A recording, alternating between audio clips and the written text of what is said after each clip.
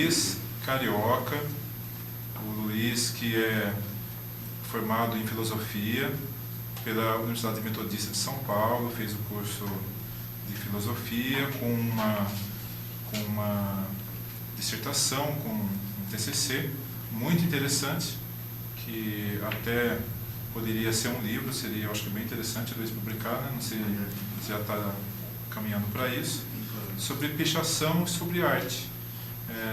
Logicamente, sobre filosofia, sobre arte contemporânea, sobre você que gosta, a gente sempre cita aqui Adorno, ele também vai citar o Adorno, né, Luiz? De uma forma diferente até, mas vai citar o Adorno.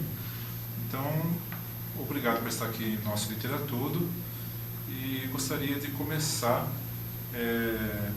a nossa entrevista começando com a Eliana perguntando. Fique à vontade, Eliana. Bom, vamos lá. Esse assunto é bastante polêmico, né? Não bem quisto pela sociedade, até pelas autoridades. E eu gostaria que você falasse um pouco para a gente sobre isso, porque muitas vezes ela é encarada como mero vandalismo. E vamos lá. Discurse para a gente sobre essa ideia da pichação como arte. Sim. Obrigado a todos a oportunidade de trazer esse assunto aqui na TV, né? Eu consigo, até já houve casos em que o assunto foi barrado na própria universidade. Eles queriam falar de arte contemporânea e grafite. Eu falei, olha, eu não sei falar de grafite, eu sei falar de pichação. Ah, mas é a mesma coisa. Eu falei, não é. E aí, a questão do livro, eu já tenho planos de fazer um livro. Procuro fazer independente, porque eu acho que sempre foi um meio independente que sempre abriu as portas para eu estar falando sobre a pichação. Hoje em dia, as coisas, eu vejo até que o diálogo está aumentando, isso é muito bom. E eu trabalho a pichação, eu segmentei a minha pesquisa, a pesquisa de filosofia da arte, para o movimento picho de São Paulo. Ele até com X, até as pessoas pichação, grafite, ainda tem a pichação com CH e a pichação com X. Outra coisa muito mais complicada que você imagina. E aí o movimento picho é o movimento dos pichadores de São Paulo que reivindicam o caráter de movimento artístico. E segundo o que a gente conhece assim, de arte contemporânea do projeto, que é aquela arte que já rompe com aqueles cânones do século XVIII, da arte do belo, da belas artes, né? Aí você vê que o projeto artístico e tudo que é feito dentro da pichação, assim, coincide diretamente com o conceito de arte contemporânea, que a gente pode dizer até que foi fundado ali no Duchamp, né, quando aquele urinol é a fonte, que já começou a subverter tudo. E aí a gente pega o que vai tendo hoje em dia de exemplo de arte contemporânea, inclusive a pichação, não sou eu não sou o único a defender isso como arte, quero deixar bem claro. Ela já participou tanto da Bienal, da 29ª Bienal de Artes de São Paulo, ela já teve uma exposição dedicada somente à pichação na França, na Cartier Foundation, uma fundação de arte contemporânea, né, de pesquisa e exposição de arte contemporânea, que era o Nascido na Rua. E também ela esteve na 7ª Bienal de Berlim. Então a gente vê que não somente eu que estou defendendo a questão da pichação como arte. Ela, goste ou não a sociedade, goste ou não as autoridades, ela é a arte contemporânea. Certo. E arte-crime. Hoje nós sabemos que a pichação, principalmente em alguns prédios, né, do governo ou até particulares mesmo, ela é considerada crime. Né? E o que você diz sobre isso? Eu brinco que essa é a parte mais engraçada da minha pesquisa. Porque até antigamente, a pichação era considerada dano ao patrimônio. Aí quando você vê um rabisco num muro de concreto, ele não danificou em nada. Dependendo de uma trepadeira, danificaria mais o muro do que a própria pichação. Depois, quando eles viram que não havia um dano ao patrimônio, né, a não ser estético, dentro de uma estética desejada, de uma higiene, uma ideia de limpeza da nossa sociedade, esse era o único dano, eles transformaram, já que a ideia de limpeza, de uma higienização da cidade, eles colocaram agora, hoje em dia, a pichação é enquadrada como um crime ambiental. Só que também é contraditório, porque se você pegar, a pichação não causa dano nenhum à saúde do homem. Até a própria publicidade, ela tem mais danos, assim, com aqueles luminosos, por o trânsito, do que a própria pichação. Então, aí eu busco, para fundamentar isso, um filósofo que não é nada tradicional, ele é um filósofo anarquista, Hakim Bey. E o pessoal da filosofia conhece, alguns vão... Ele até não é tão conhecido, mas ele até brinca que numa sociedade cada vez mais controladora e cada vez mais opressora, todo pensamento criativo e a arte vai se confundir cada vez mais com crime.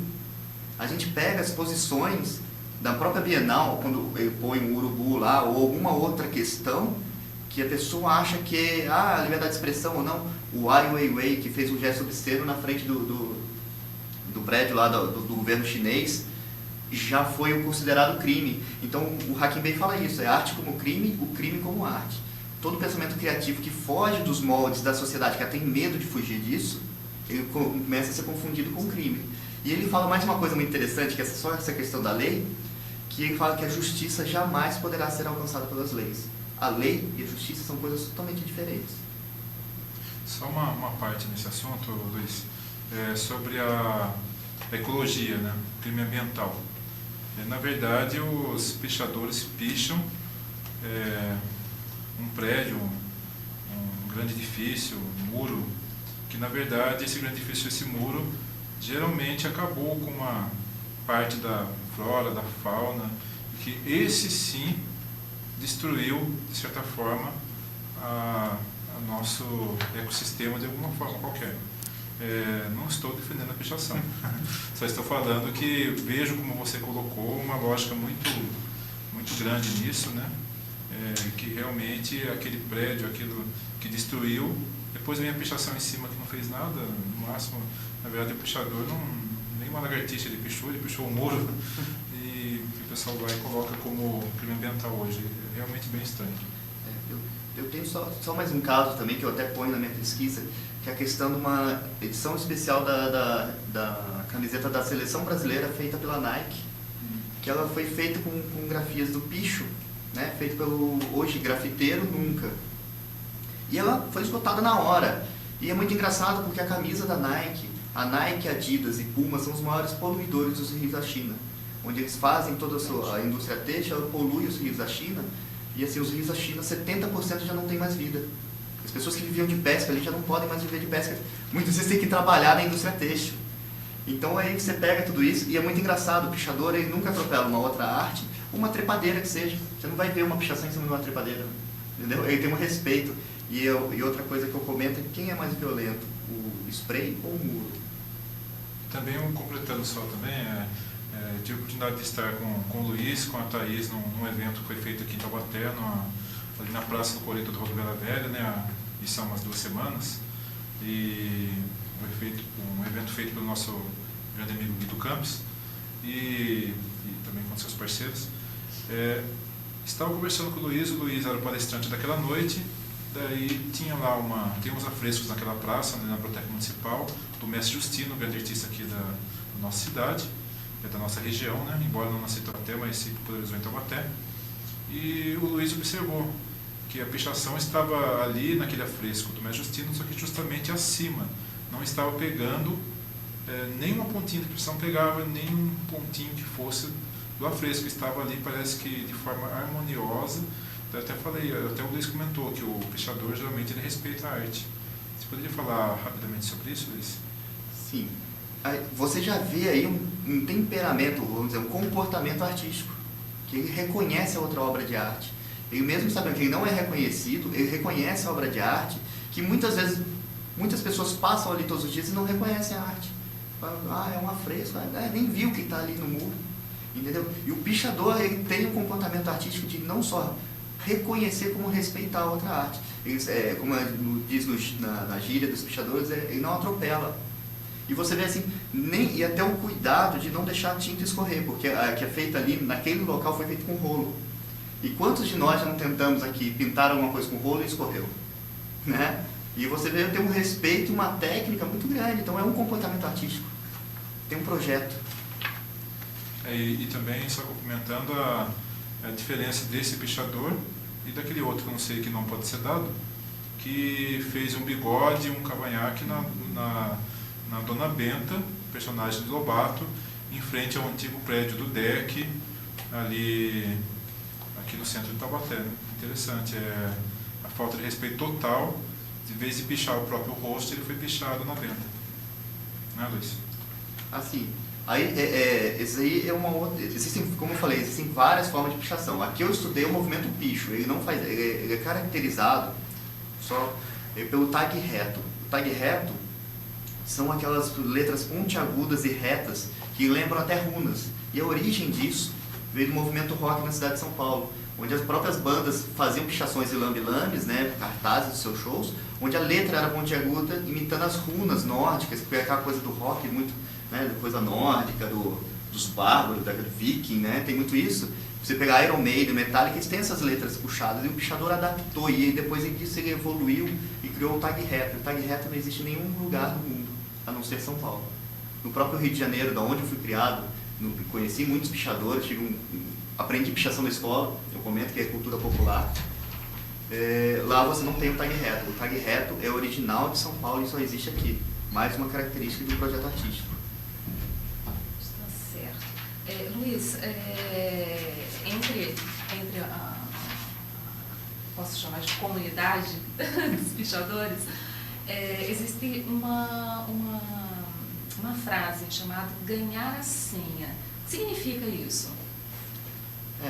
Ganhar a senha acho que é uma frase que todo mundo dá até para levar para a vida, mas eu acho muito interessante porque é basicamente o projeto artístico do pichador. Ele olha um prédio, ele tem que saber como subir para não ser visto, porque se for visto subindo, alguém já chama a polícia e não pode pichar.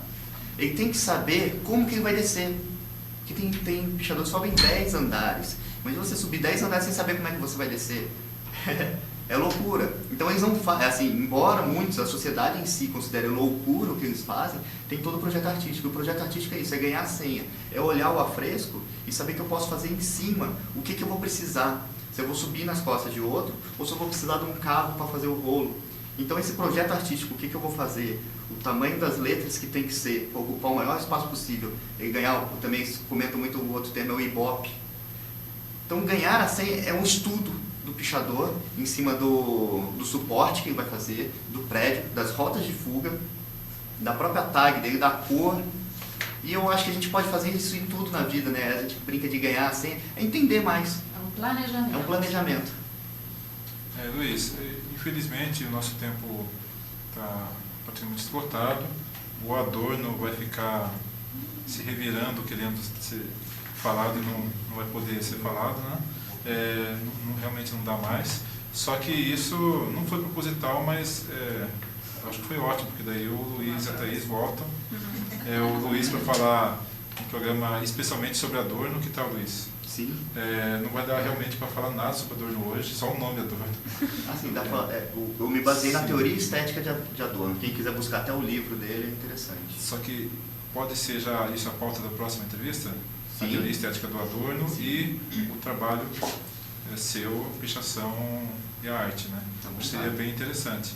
E a Thaís, eu acho que também o tema tradução não ficou totalmente explorado. Eu acho que não ficaria mesmo, mas o que a gente pretendia não ficou totalmente aqui explorado. Eu acho que daria para voltar num programa futuro, e já fica o convite aqui ao vivo para vocês dois estarem conosco novamente no Literatudo. Pode ser, Thaís e Luiz? Sim. Sim, claro. Eu ficaria muito contente de voltar aqui e conversar mais com vocês. E eu com a Eliana mais contentes ainda. Com certeza. Obrigada. Então, muito obrigado, Thaís. Muito obrigado, Luiz Carioca, por essa presença em nosso Literatudo. E em breve nós marcaremos com a agenda deles para falar de Adorno, falar mais de tradução, etc, etc. Vamos a um rápido comercial. Obrigado. Boa tarde a todos vocês.